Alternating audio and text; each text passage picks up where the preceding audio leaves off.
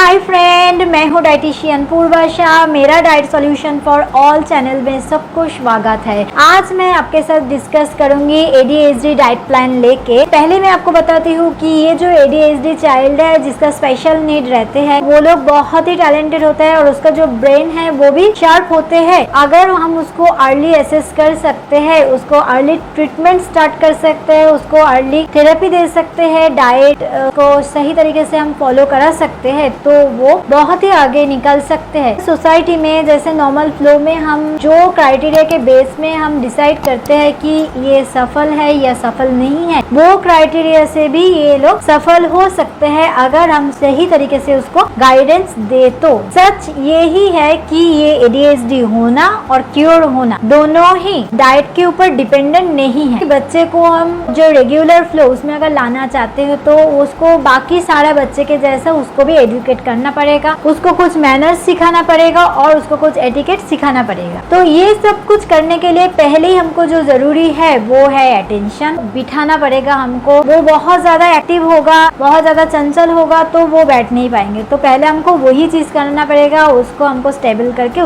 बिठाना है। ब्रेन को भी प्रॉपर तरीके से बूस्ट करना पड़ेगा और डेवलप करना पड़ेगा। तो ये दोनों काम के लिए हमको चाहिए proper diet and therapy.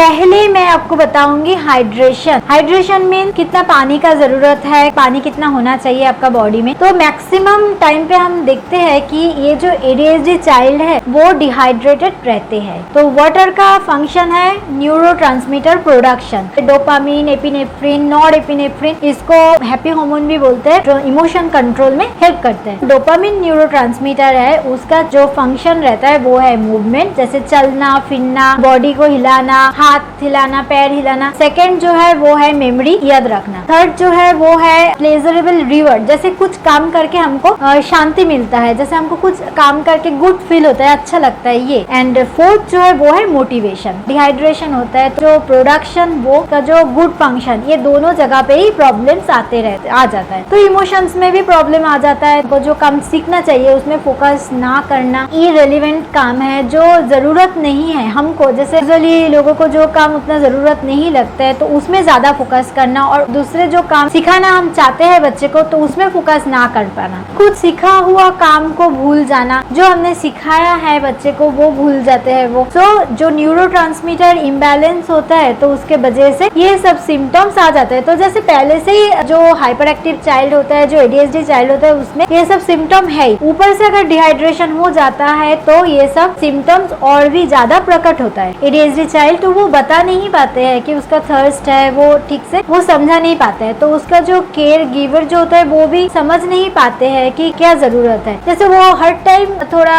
Hyper हो जाता है, ऐसे भी ये जब थर्स्ट आता है, इसको जब ये प्यास आता है तब भी इसको वो बहुत ज्यादा हाइपर हो जाता है। भी एक रूटीन बनाना चाहिए कि ऐसे सारा दिन में उसको पानी देना है, उसके हिसाब से उसको पानी दे देना चाहिए, उसको मोटिवेट करना चाहिए पानी पीने के लिए। तो जैसे कोई भी 1 से 3 साल का बच्चा हो तो उसको 4 कप पानी देना ही चाहिए। अगर 4 से 7 साल का बच्चा हो उसको 5 कप पानी देना ही चाहिए मिनिमम। ओल्डर चाइल्ड हो तो उसको 7 कप्स पानी सारा दिन में देना ही चाहिए। अगर उसको ज्यादा नीड रहता है तो ज्यादा देने का। ये जो न्यूरोट्रांसमीटर मैंने बोला, जिसको मैंने हैप्पी हार्मोन बोला, जो इमोशन कंट्रोल करते हैं, उसका प्रोडक्शन गुड फंक्शन के लिए एंड ब्रेन डेवलपमेंट के लिए हमको ओमेगा 3 फैटी एसिड चाहिए। तो इसीलिए ये omega 3 fatty acid rich foods बच्चे को देना पड़ेगा। सोयाबीन, अंडा, आलमंड्स, बादाम, आलमंड मिल्क, फ्लैक्स सीड, ये सब में बच्चे को ओमेगा 3 फैटी एसिड मिल जाते हैं। वॉलनट में भी ओमेगा 3 फैटी एसिड रहते हैं। तो ये ड्राई फ्रूट बच्चे को देना पड़ेगा।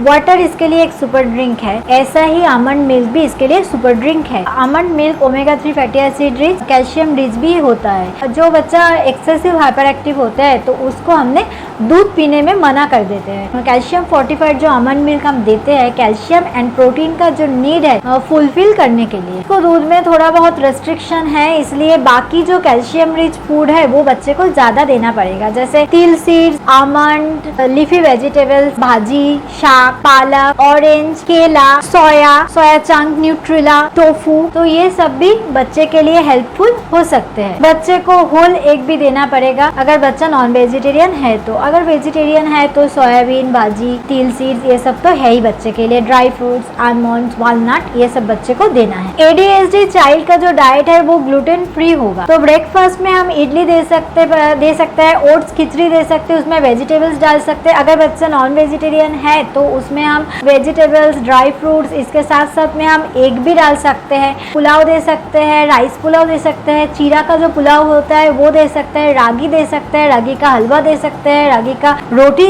बच्चे को दे सकते हैं, चावल का रोटी बच्चे को दे सकते हैं। फ्रूट्स जैसे केला, एप्पल, ऑरेंज, मैंगो का सीजन में मैंगो थोड़ा बहुत काट के हम ब्रेकफास्ट के साथ में बच्चे को दे सकते हैं। अगर हम मिल्क शेक बनाएंगे या तो वो सोया मिल्क या तो आमंड मिल्क के साथ में बनाएंगे तो उसमें भी हम थोड़ा सा फ्रूट्स ऐड करके स्वीटनेस बढ़ा सकते हैं। चीनी मतलब शुगर, गुड़, हनी ये सब हम नहीं डाल सकते हैं। उसके बदले में हम एप्पल, बनाना, खजूर ये सब को ब्लेंड करके हम मिक्स कर सकते हैं। आमंड मिल्क, ओट्स फ्लावर या तो राइस फ्लावर, रागी फ्लावर, फिर दही या तो अगर नॉन वेजिटेरियन हो तो फिर एग, दूध means almond milk, soya milk ये सब हम ऐड करके और फिर उसके साथ में फ्रूट्स ऐड करके हम बच्चे को पैनकेक बना के दे सकते हैं। खजूर, ड्राई फ्रूट, बनाना ये ऐड करके बच्चे को हम कभी कभी कुल्फी, आइसक्रीम ऐसा बना के भी कभी कभी होममेड दे सकते हैं। बाहर का जो आइसक्रीम, कुल्फी, केक, चॉकलेट ये सब हम बाहर से लाके बच्चे को नहीं दे सकते क्योंकि उसमें बहुत सारा शुगर रहता है। जब भी बच्चे को शुगर, चीनी, गुड़, हनी ऐसा ऐड करके खाना खिलाते हैं हम देखते हैं कि बच्चा बहुत ज्यादा हाइपर एक्टिव हो जाता है, स्थिर से बैठते नहीं है, उसका अटेंशन जो है वो चला जाता है। इसका मेन रीजन जो है insulin spike followed by blood sugar spike, mild to moderate hypoglycaemia दिखा जाता है। और जो बच्चे का क्या होता है कि मतलब ग्लाइसेमिक इम्बैलेंस आता है और उसमें बच्चे का जो अटेंशन है वो पूरा के पूरा उस टाइम के लिए चला जाते हैं। तो कभी भी अगर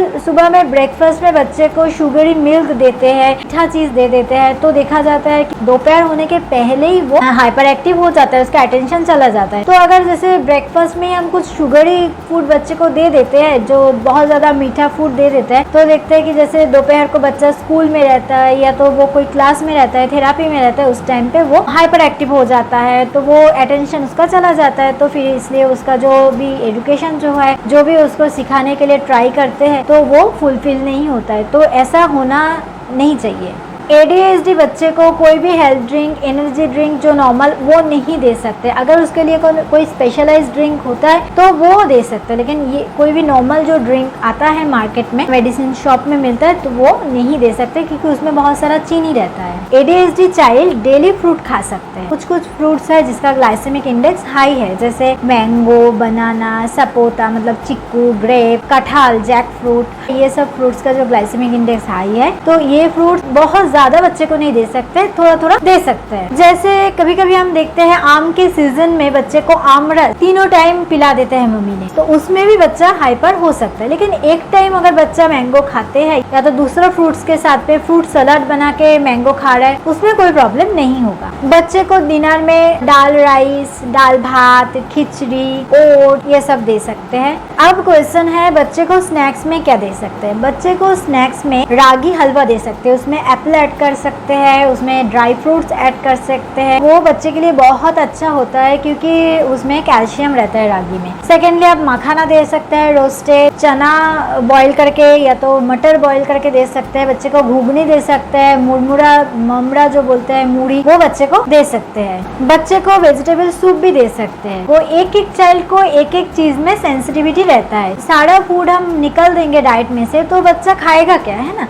तो न्यूट्रिशन जो है वो कंप्लीट नहीं होगा। तो ये सोचकर आपको ध्यान रखना होगा कि बच्चे को कौन सी चीज में सेंसिटिविटी है। तो मैं आपको कुछ लिस्ट बता दे रही हूँ, इसमें से आप थोड़ा ध्यान रखिए कि ये खाने के बाद में उसको हाइपर एक्टिविटी बढ़ रहा है या नहीं। जैसे दूध, गेहूं मीन्स आटा, soya chunk, Nutrela, milk product, दाल, बीन्स, टोमेटो, ग्रेप, ऑरेंज, ये सब कुछ चीज आप थोड़ा 3 days टेस्ट लीजिए। मतलब बच्चे को एक एक करके फूड आप इंट्रोड्यूस कीजिए और देखिए कि बच्चे को उसमें हाइपर एक्टिविटी बढ़ रहा है या नहीं। तो अगर बढ़ता है तो फिर आप डाइटिशियन के साथ में कांटेक्ट कीजिए कि बच्चे को तो पुष्टि पूरा होना चाहिए ना, तो इसके बदले में क्या दे सकते हैं। जैसे बच्चे को अगर गेहूं या तो आटा में अगर सेंसिटिविटी है, उसके बदले में बच्चे को हम ओट्स दे सकते हैं, राइस दे सकते हैं। जैसे बच्चे को दूध में सेंसिटिविटी है तो उसके बदले में हम उसको आमंड मिल्क दे सकते हैं, सोया मिल्क दे सकते हैं, फिर रागी दे सकते हैं, तिल दे सकते हैं। बहुत सारा चीज है, उसमें रिप्लेस करके हम कैल्शियम बच्चे को दूसरे जगह से लाके दे सकते हैं। तो बस आज का वीडियो मेरा इतना ही है। अगर वीडियो अच्छा लगा तो लाइक कर दीजिए, शेयर कीजिए आपके फ्रेंड्स के साथ में। मैं हिंदी कम बोलती हूँ इसलिए मेरा प्रोनाउंसिएशन में थोड़ा प्रॉब्लम है, तो थोड़ा एडजस्ट कर लीजिए। बोलते बोलते मेरा और भी अच्छा होगा, पहले और भी बुरा था, अभी थोड़ा अच्छा हुआ है पहले से। अच्छा रहिए, नमस्ते।